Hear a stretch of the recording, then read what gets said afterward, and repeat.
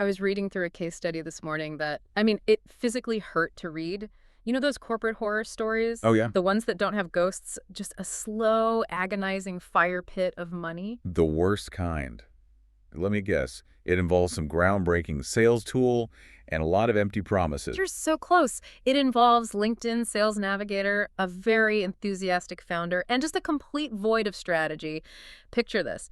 You're spending about 2.4 lakh a quarter on Navigator. Okay, standard stuff. You have a team grinding away, sending out 350 InMails a month. It's that classic volume play, hustle culture at its finest. Right, that is the standard playbook for, what, 90% of B2B companies right now? Just high volume, super low customization. And the results were just terrifying. Out of those 350 messages, 4 replies. Out 4 deals. 4 replies. And actual closed revenue from all of that, 0. A complete incineration of time and money. See, that pains me because it's not just bad luck. That's a mechanical failure. When you're operating at that volume with that little return, you're not building a pipeline. No. You're just paying LinkedIn for the privilege of annoying people. That's exactly what the consultant in this case study pointed out. But the turning point didn't come from a better tool or a cheaper team. It came from one just brutal question.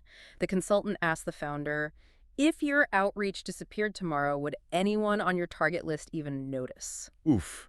That is the aha moment right there. Right. Because for most teams, the answer is a hard no. You're just noise. You're just spam.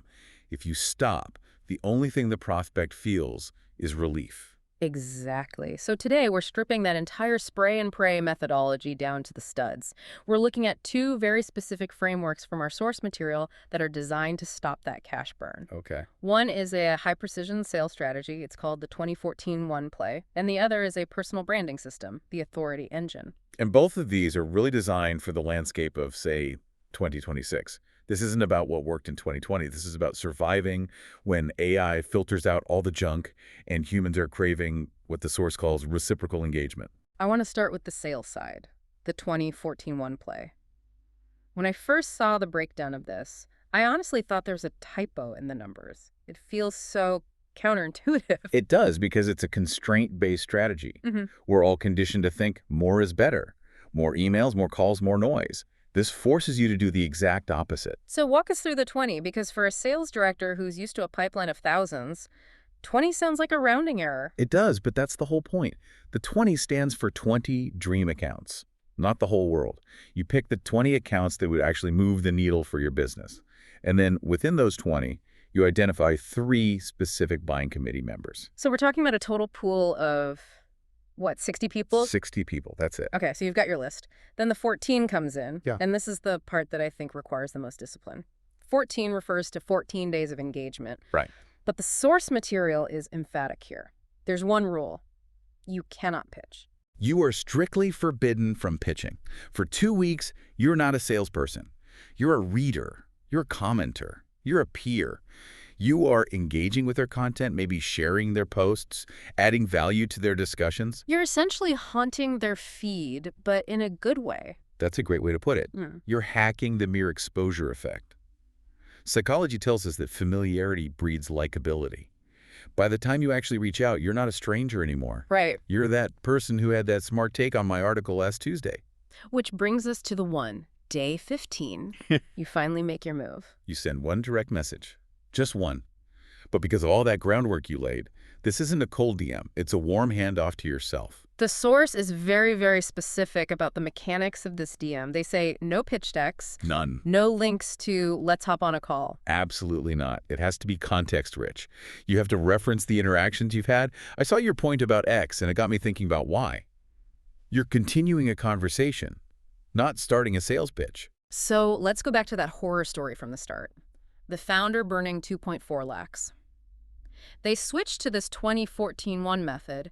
After 2 weeks of just engaging, they sent 20 of these curated DMs.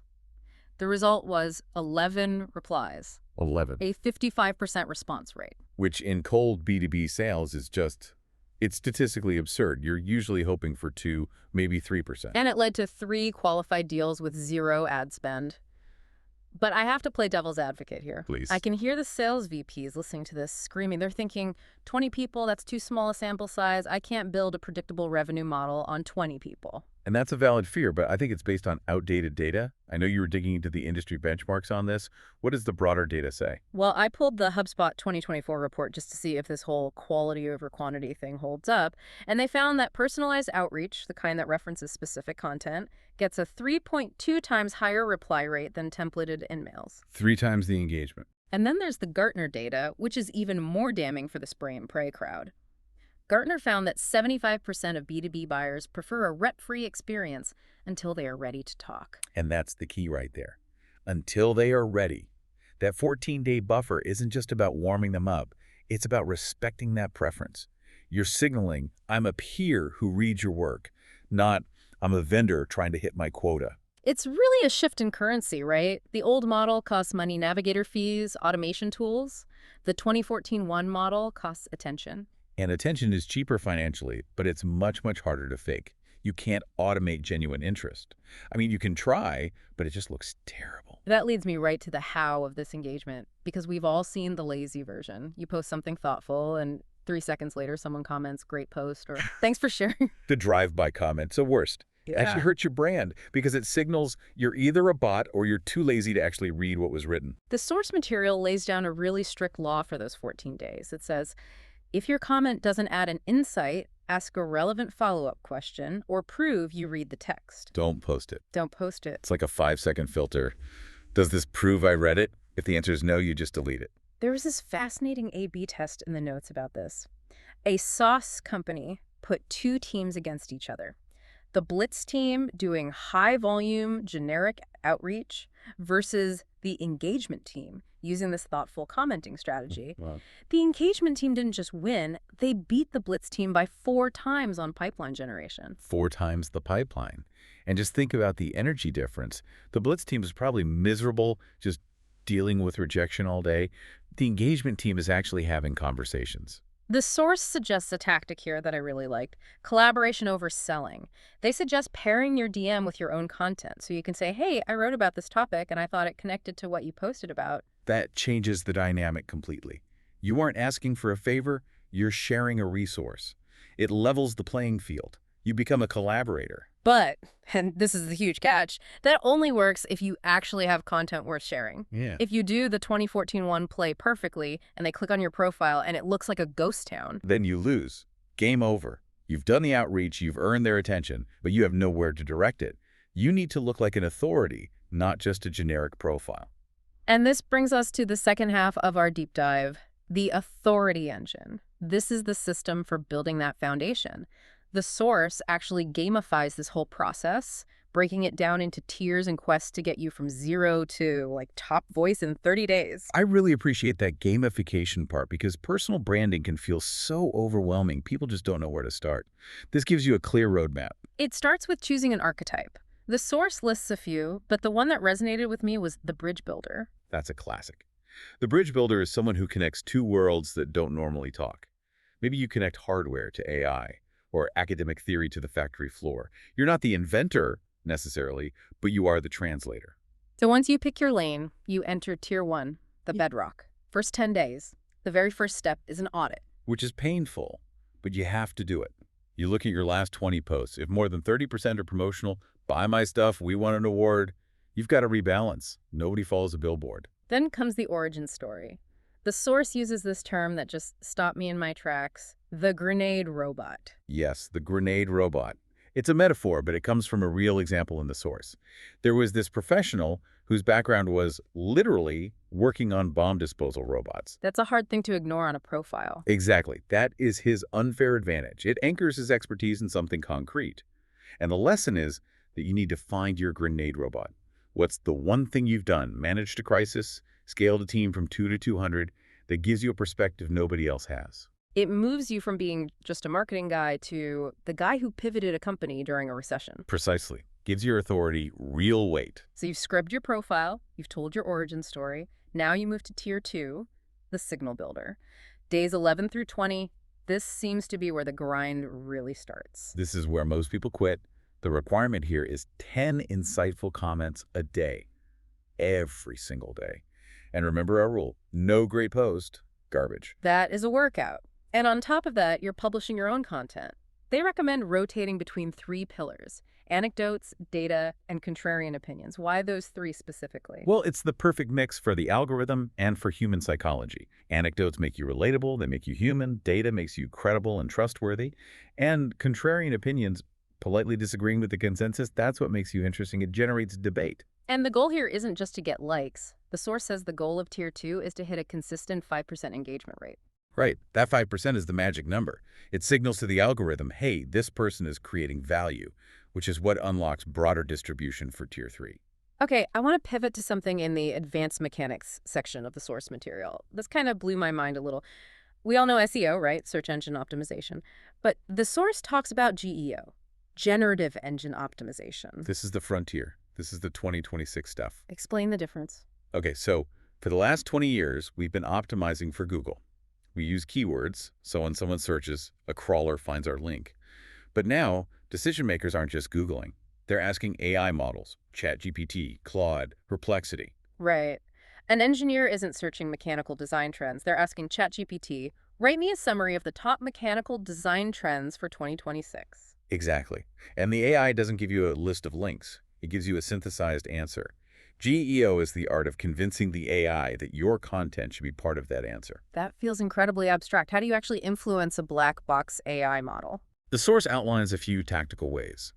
The first is what we mentioned earlier, named frameworks.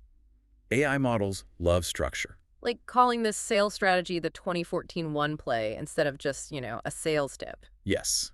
If you give your concept a unique name and a clear definition, the AI recognizes it as a distinct entity. So when someone asks about sales strategies, the AI is more likely to cite the 2014 one play because it has a handle it can grab onto. That makes so much sense. You're basically pre-packaging the data for the machine. Another tactic is using alt text on your images. Most people ignore this or just use it for basic accessibility. But the source argues that AI models read that text to understand the context of your post. So you shouldn't just write man in a suit. No. You should write diagram explaining the 2014 one sales strategy for B2B pipeline generation. You're literally spoon-feeding your content into the training data. Wow. It's really a dual audience problem now, isn't it? You have to write for the human buyer, but you also have to write for the AI that the buyer is using to do their research. That's the game. If you are invisible to the AI, you're going to be invisible to the buyer of the future. We're coming up on time, but I want to run through the optimization checklist in the source. These are the micro tactics to squeeze the most out of this whole ecosystem. Let's do rapid fire. First up, timing. The data says Tuesday, Wednesday, Thursday.